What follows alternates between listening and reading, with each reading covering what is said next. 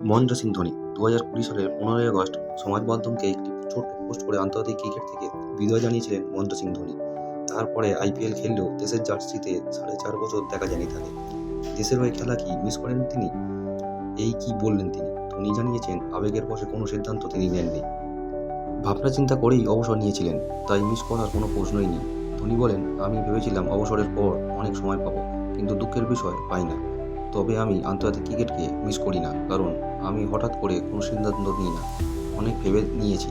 ঈশ্বরের কৃপায় দেশের হয়ে যা করেছি তাতে আমি খুব খুশি। তবে অবসরের পর পরিবার ও বন্ধুদের সঙ্গে সময় কাটানোর সুযোগ বেশি পেয়েছেন তিনি। পাশাপাশি নিজের প্রিয় মোটরসাইকেল চালানোর সময়ও বেশি পছন্দ করছেন ধোনি। তিনি বলেন, অবসরের পর বন্ধু বান্ধবের সঙ্গে খুব মজা করেছি, পরিবারের সঙ্গে সময় কাটিয়েছি, মোটরসাইকেল চালিয়েছি, সব মিলিয়ে ভালোই সময় কাটছে। আন্তর্জাতিক ক্রিকেট থেকে অবসর নিলেও এখনও ক্রিকেট থেকে পুরোপুরি বিদায় নেননি ধোনি। 43 বছর বয়সেও আইপিএল খেলছেন তিনি। ধোনি জানিয়েছেন, চেন্নাই সুপার কিংসের দর্শকদের কথা ভেবেই তিনি খেলা চালিয়ে যাচ্ছেন। বছরে মাত্র 3 মাস খেললেও তার ফিটনেস থেকে অবাক হন বিশেষজ্ঞরা। তবে এবার আইপিএলে হয়তো বেশি দিন খেলবেন না ধোনি।